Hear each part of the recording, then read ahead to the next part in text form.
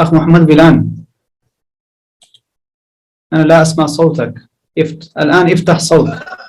نعم. نعم أنا أسمع. شكرا. هل حفظت نعم الأحرف؟ فتحت. هل حفظت الأحرف نعم الأبجدية؟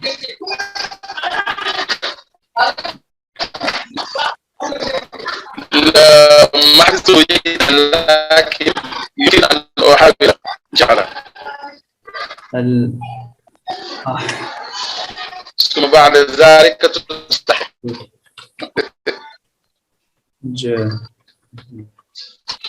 هل حفظت الحروف الأبجدية؟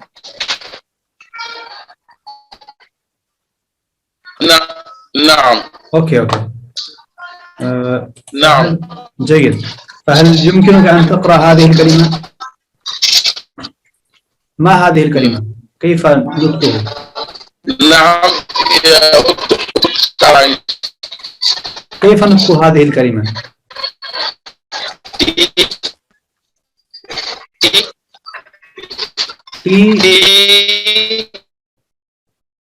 هذا في الإنجليزية.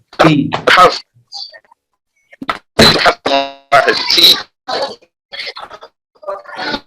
واحد.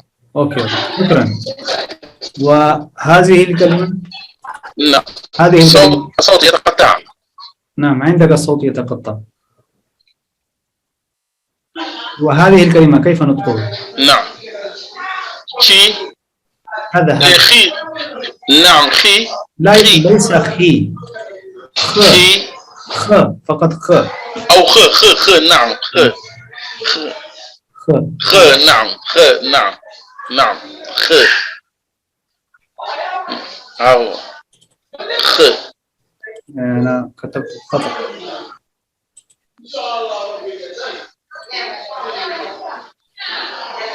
نعم. أي.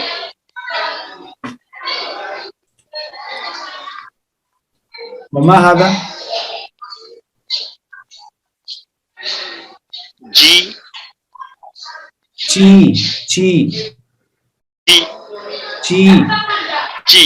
نعم مثل الكلمة الإنجليزية chair. This is a chair. نعم chair هكذا.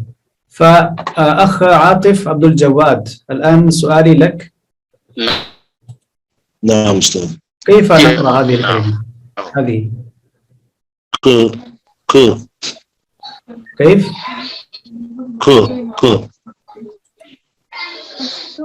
نعم جيد. وهذه الكلمة، هذه الحرف ليس كلمة. جيد.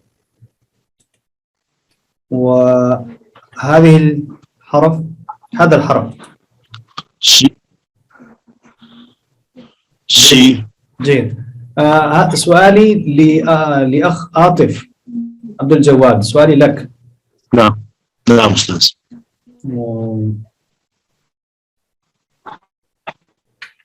هذه الكلمة، هذا الحرف كيف نطقه؟ سي. من يجيب؟ سي. من يجيب؟ أنا سؤالي فقط لأخ عاطف عبد الجواد.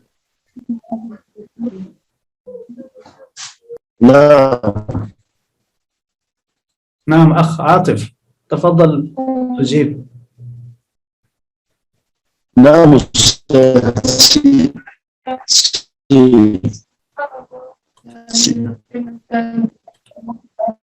نعم أستاذ، أسمع. سي. أنا صحيح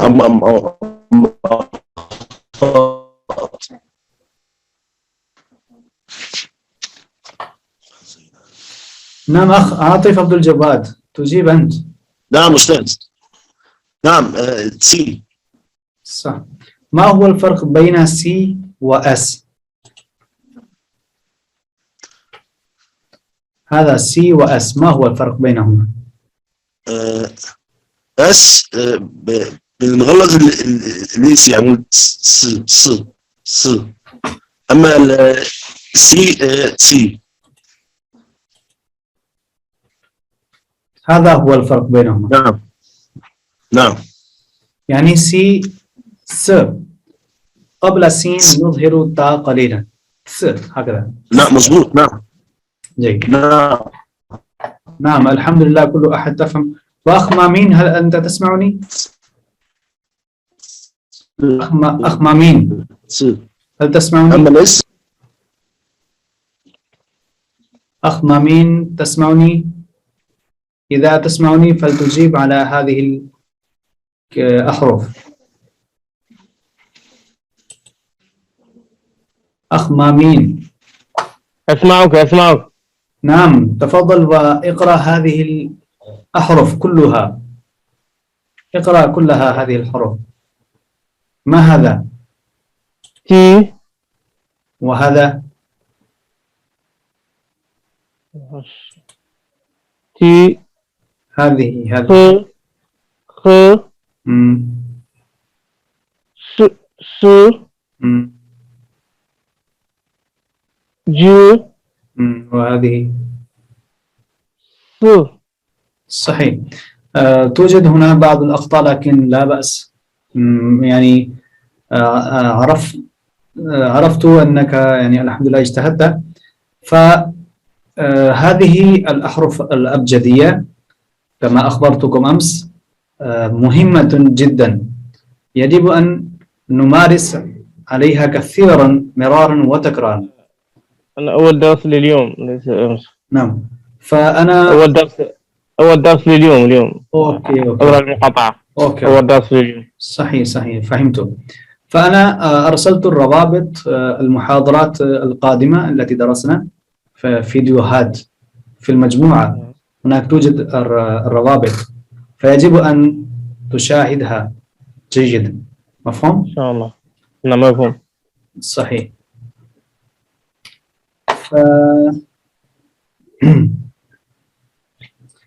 بقي عندنا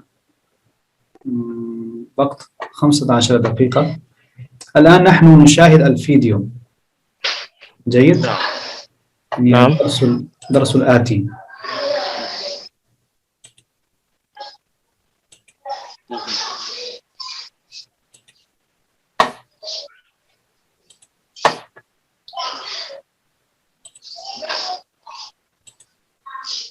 نعم، تفضلوا يا رجال استمعوا جيدا، لا يتوجه أحد إلى يمين وشمال.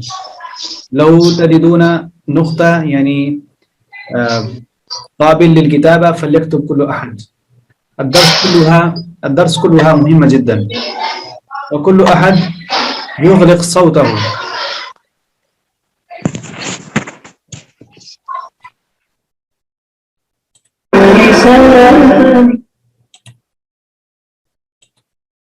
السلام عليكم ورحمة الله وبركاته. اسمي محمد ساجد، ومرحبا بكم في محاضرة اليوم معنا.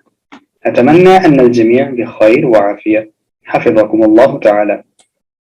في الفيديو السابق تعلمنا الأبجدية الصينية لبينين، وأرجو أن الجميع فهموها جيدا وحفظوها أيضا. أصدقائي الأعزاء، اليوم درس مهم، يعني درس اليوم مهم جدا. أفضل لو نكتب. إذا فهمتم درس اليوم جيدا فقد تعلمتم نصف قراءة اللغة الصينية. الحمد لله، لن تخطئ أبدا في قراءة اللغة الصينية يعني بينين، مثلما تتكون كل كلمة في اللغة العربية من أريد أن أقول لكم شيء. عندما لا يفهم أي أحد ما أقول لكم أو في الفيديو، فمباشرا هو يخبرني: يا أستاذ أنا لا أفهم، أو يا أخي أنا لا أفهم، أو يا أخي أنا لا أسمع الصوت. جيد؟ كل أحد مباشرا يخبرني، وإلا أنا لا أعرف من يسمعني ومن لا يسمعني. أتمنى أنكم فهمتموني. الحروف والحركات وحروف ما تتكون كل كلمة في اللغة العربية من الحروف والحركات وحروف العلة وغيرها. كذلك كل كلمة في الصينية يعني في بينين مشتملة على 3 أجزاء. أوكي، يعني بينين له 3 أجزاء. الجزء الأول يسمى initial، والجزء الثاني يسمى final، والجزء الثالث يسمى tone أي نغمات. مفهوم؟ قبل أن أضرب لكم المثال نعلم أولا ما هو initial وما هو final وما هي النغمات. أوكي؟ أولا نعلم يعني initial ما هو وفاينل ما هو والنغمات ما هي. فالحرف الذي تبدأ منه الكلمة يعني بينين، الحرف الذي تبدأ منه بينين يسمى initial، أو الذي يأتي في بداية بينين أي بداية الكلمة يسمى initial، والحرف الذي يأتي في نهاية بينين يعني في نهاية الكلمة يسمى final. أوكي؟ أي الجزء الأول initial والجزء الثاني final. final يمكن أن يكون حرفا أو حرفين أو 3 حروف، لكن initial يكون حرفا واحد فقط. ونغمات هذه مثل الحركات في العربية، ضمة، فتحة، كسرة مثلا. ففي بينين 4 نغمات، سنتعلم كيفية القراءة إن شاء الله. فهذه 3 أجزاء. الآن أضرب لكم المثال لتفهموها جيدا. هذا ترى 3 كلمات في الصورة. الأول ني، هذا بينين، ني بينين، كلمة بينين. والثاني خا، هذا أيضا بينين. والثالث تا. فهنا 3 كلمات ني، خا، تا، هذه 3 بينين. وقد درسنا أن بينين مشتمل على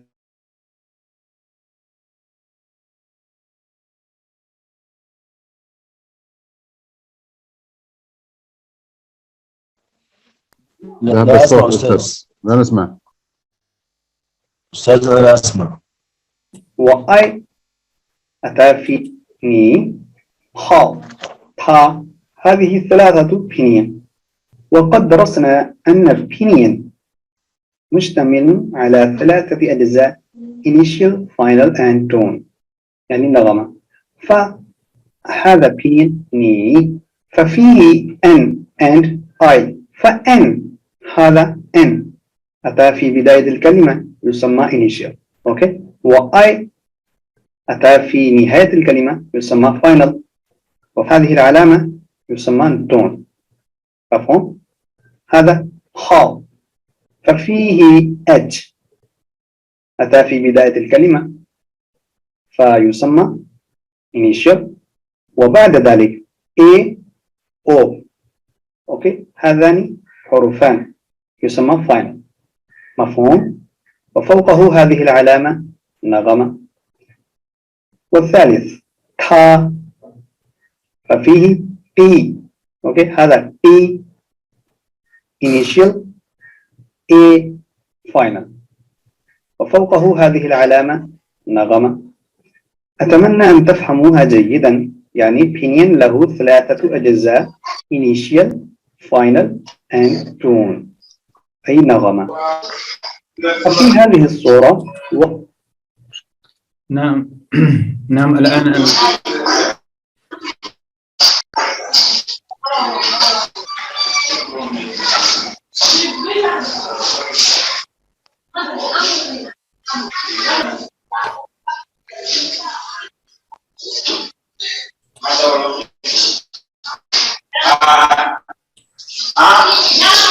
عندي صوت.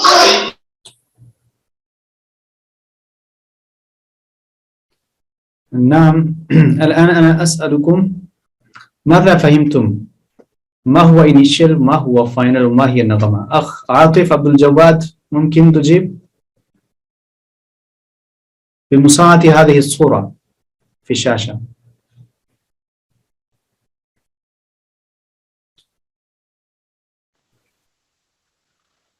نعم. البنين تتكون من 3 أجزاء. نعم. الجزء الأول هو الإنيشيال، اللي هو الحرف الذي هو في بداية الكلمة. والجزء الثاني اللي هو الفاينل، الحرف الذي في نهاية الكلمة. والجزء الثالث اللي هو التون أو النغمة. جيد، صح. بارك الله فيك، ما شاء الله. وأخ مامين، هل فهمت؟ تسمعوني؟ نعم، أنا سمعت. شكرا. أخ مامين، ممكن أن تجيب ماذا فهمت؟ الفعلين يتكون من 3 أجزاء. الجزء الأول initial، الجزء الثاني final، الجزء الثالث tone. أوكي، شكرا. جيد، ما شاء الله. بارك الله فيك. نعم، نحن نستمع. بقي قليلا. واضح كل شيء. دعنا نتحدث عن النغمات. كما يتغير المعنى في العربية بتغير الحركات، أي ضمة، فتحة، كسرة وغيره، بالمثل يتحول المعنى في الصينية بتحول النغمات. من المهم جدا اهتمام النغمات. أصدقائي، في الصينية 4 نغمات كما تنظرون على الشاشة. الأول نقرأه هكذا، صوته مستقيما جدا. يعني بدون خطأ.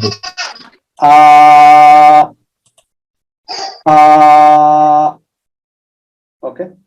والثاني لا فوق، يعني صوته. نعم، النغمة الأولى فيه صوت مستقيم جدا، يعني ليس فوق وتحت. بالهدوء، ليس يعني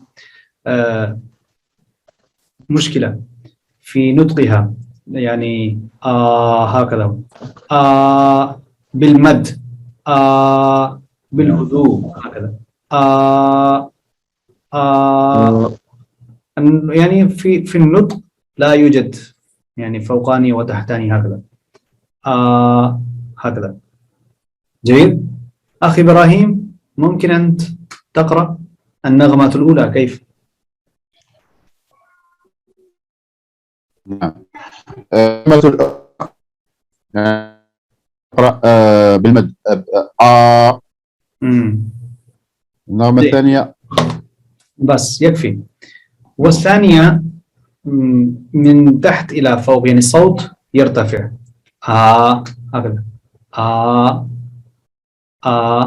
والثالثة فوق إلى تحت، تحت إلى فوق. مثل الشد، كما يوجد في قراءة العربية شد، هكذا.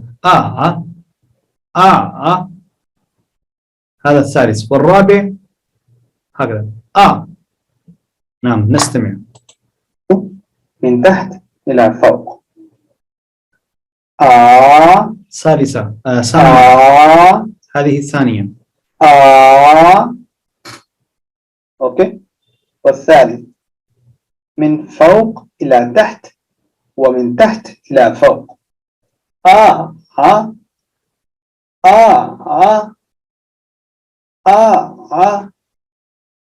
أوكي. والرابع من فوق إلى تحت.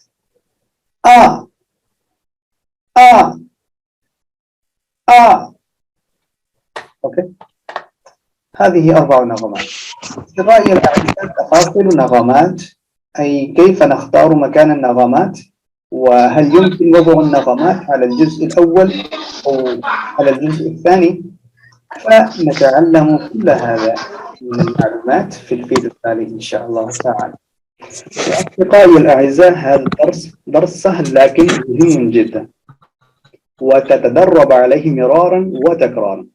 إذا كنت تحب مقاطع الفيديو أخي الكريم، فتأكد من مشاركتها مع أصدقائك. ربما ستكون مشاركتك أملا لشخص ما. جزاكم الله خير. سنلتقي في الفيديو التالي. السلام عليكم ورحمة الله وبركاته.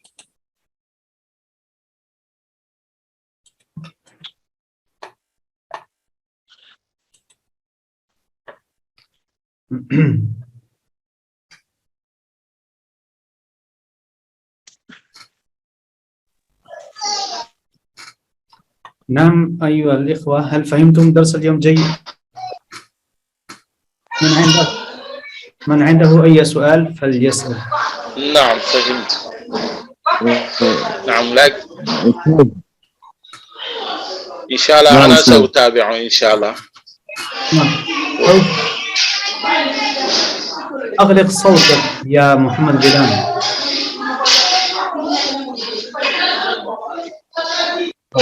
أغلق صوت. شكرا. عندي سؤال بعد أستاذ.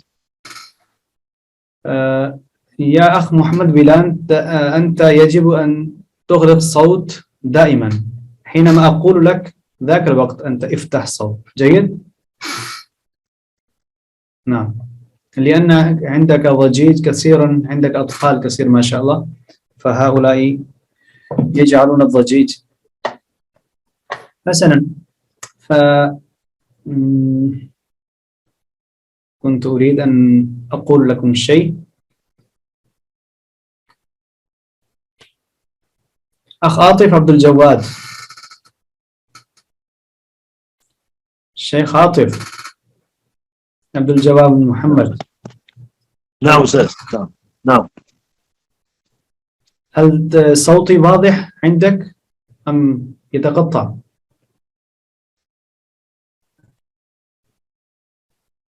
هلو.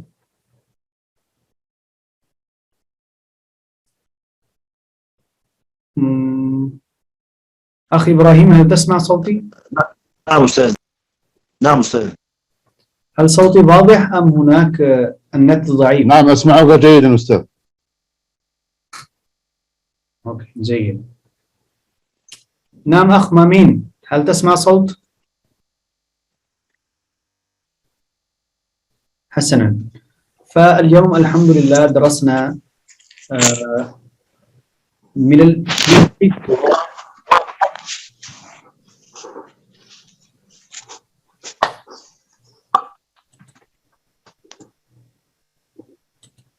الفيديو الأول نحن درسنا أولا مقدمة اللغة الصينية. يعني في الفيديو الأول 3 أشياء: مقدمة اللغة الصينية وفوائدها وأهميتها. والثاني يعني فيديو ثاني درسنا فيها أسماء اللغة الصينية والرموز والكاركتر بنيا، يعني هذه 3 أشياء. والفيديو الثالث درسنا فيها الأحرف الأبجدية، كيف نطقها كذا وكذا. واليوم ماذا درسنا في الفيديو؟ أخ إبراهيم ممكن أن تجيب؟ نعم درسنا الانيشال والفاينل والتون. نعم، يعني 3 أشياء: انيشال نعم. ما هو، وفاينل ما هو، والنغمات ما هي. هو والتون. نعم. ونطقها. نعم. نعم. فالآن يجب عليكم أن تمارسوا عليها جيدا، لأن هذه الدروس، هذه المحاضرات من البداية مهمة جدا. لو نحن نجتهد فيه ونتدرب عليها جيدا، نذاكر ونتكرر مرارا وتكرارا، فإن شاء الله هذه الأشياء سنفهم جيدا. وبعد ذلك يعني بعد أيام عندما نحن نحفظ الحوارات الصينية، فبعد ذاك الوقت لا نستصعبها إن شاء الله. فالآن من عنده أي سؤال فيمكنه أن يسأل.